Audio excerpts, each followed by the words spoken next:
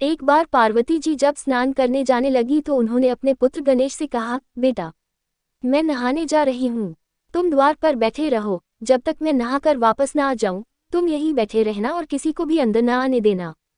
एक आज्ञाकारी बालक की भांति गणेश द्वार पर बैठ गए। अभी पार्वती नहा ही रही थी कि शिव अपने गण के साथ आए और घर में जाने लगे तो गणेश ने उन्हें रोककर कहा, अभी आप लोग बाहर प्रतीक्षा करें, माता पार्वती अंदर स्नान कर रही हैं, जब वे स्नान कर बाहर आ जाएं तब आप अंदर जाना। शिव गणेश की इस बात की उपेक्षा कर जब अंदर जाने लगे तो गणेश ने बलपूर्वक प्रतिरोध किया तथा अंदर नहीं जाने दिया।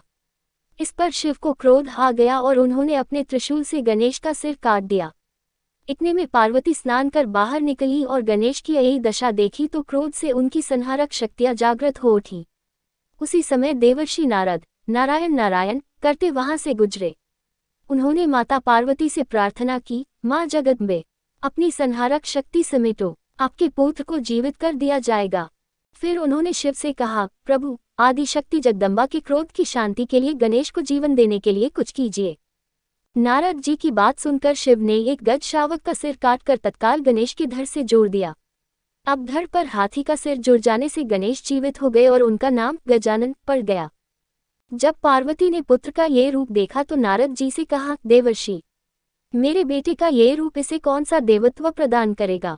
देवों के बीच में गजमुख से इसकी क्या स्थिति होगी?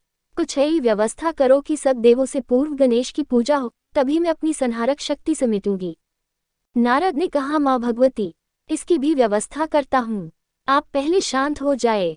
नारद के कहने पर पार्वती ने अपनी संहारक शक्तियां समेट ली।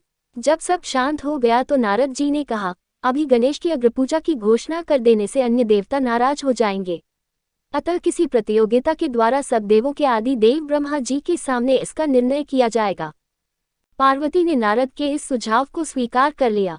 ब्रह्मा जी के सामने ये प्रस्ताव रखा गया कि इतने सारे देवी देवताओं में सर्वप्रथम किसकी पूजा की जाए, कोई भी शुभ कार्य करने से पहले किस देवता की प्रतिष्ठा की जाए, इसकी कुछ व्यवस्था कीजिए।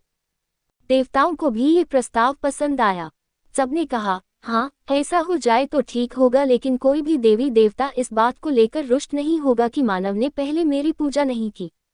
ब्रह्मा जी ने कहा, तुम्हारा प्रस्ताव उचित है नारद जी, तुमने यही समस्या रखी है तो तुम ही कोई यही योजना बताओ कि जिससे निर्णय हो सके कि किस देव की अग्रपूजा की जाए। नारद ने कहा, तात, मेरे विचार से तो एक प्रतियोगिता का आयोजन किया जाए। देवी देवता अपने अपने वाहन पर सवार होकर इस पृथ्वी की परिक्रमा पूरी कर सबसे पहले आपके पास आ जाए, वही अग्रपूजा का अधिकारी हो। देवर्षि नारद के इस सुझाव को सबने स्वीकार किया। ब्रह्मा जी ने भी इसे स्वीकृति दे दी। सब देवता अपने अपने वाहनों पर सवार होकर पृथ्वी की परिक्रमा करने निकल पड़े। गणेश जी अपने चूहे पर सवार हुए, वे ही सबसे पीछे रहे। उनकी सवारी चूहा अन्य देवताओं की सवारियों का क्या मुकाबला करता, पर प्रतियोगिता में भाग तो लेना ही था।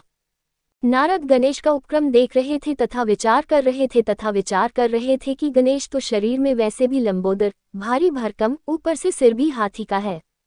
इनकी सवारी भी विचित्र चूहा जैसा छोटा सा जीव कैसे पृथ्वी की परिक्रमा करके सफल होंगे। उधर माता पार्वती को वचन दिया है कि उनके पुत्र गणेश की अग्रपूजा होगी। ऐसा सोचते हुए उन्हें एक उपाय सूझा। वे गणेश से बोले, गणेश जी, उन बड़े बड़े देवताओं और उनके भारी भरकम वाहनों के बीच में आप अपने भारी शरीर से इस छोटे से चूहे पर बैठकर पृथ्वी की परिक्रमा तो संभव है कर लो, पर सर्वप्रथम आने के बारे में भी कुछ सोचा है। गणेश ने कहा, मेरे पास जो वाहन है मैं तो उसी का प्रयोग करूंगा, प्रथम आऊं या न आऊं। नारद ने कहा, करो, अपने इसी वाहन का प्रयोग करो, पर बुद्धि के साथ। देखो, ये सारा विश्व ब्रह्मांड प्रकृति और पुरुष में समाया है, और यह सब कुछ राम में रमन कर रहा है। ब्रह्मांड राममय है, इसी नाम की परिक्रमा ये भूमंडल कर रहा है, अतः तुम इसी नाम की परिक्रमा कर लो। तुम्हें पृथ्वी ही नहीं, समस्त ब्रह्मांड की परिक्रमा का फल मिलेगा। गणेश ने कहा, मुनिवर, आपका यह विचार उत्तम है, मैं राम नाम की परिक्रमा करूंगा। ये कहकर उन्होंने भूमि पर राम राम लिखा और अपने मूषक पर बैठकर उस नाम की 3 बार परिक्रमा करके ब्रह्मा के समक्ष जा खड़े हुए। ब्रह्मा जी ने देखा कि अभी किसी भी देवता का पता नहीं और गणेश ने परिक्रमा पूरी भी कर ली। उन्हें आश्चर्य तो हुआ, पर बोले कुछ नहीं। बाद में जब सारे देवता परिक्रमा करके आए तो ब्रह्मा जी ने कहा, देवों, आप लोग एक एक कर आते रहे, पर यहाँ तो गजानन सबसे पहले मेरे पास पहुँचे, इसलिए अग्रपूजा का अधिकार इन्हें ही मिलना चाहिए। अन्य देवों ने आपत्ति की कि प्रजापति यह कैसे हो सकता है? गणेश भला इस चूहे पर बैठकर सारी पृथ्वी की परिक्रमा कर कैसे सबसे पहले आपके पास आ सकते हैं? लगता है ये परिक्रमा करने गए ही नहीं होंगे, प्रारंभ से यही बैठे होंगे। जब देवों ने उसे असत्य माना तो नारद बोले, हे देवों, ये सत्य है। आप लोग तो भौतिक और स्थूल की परिक्रमा करते रहे, पर गणेश ने तो उसकी परिक्रमा की जिसमें ये भूमंडल ही नहीं बल्कि त्रैलोक्य ही समाया है, जिसमें सारा विश्व ब्रह्मांड रमन कर रहा है।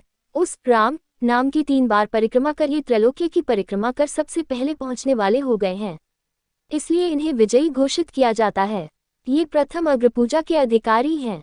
ये कहकर नारद नारायण नारायण कहते हुए देवलोक को चल दिए।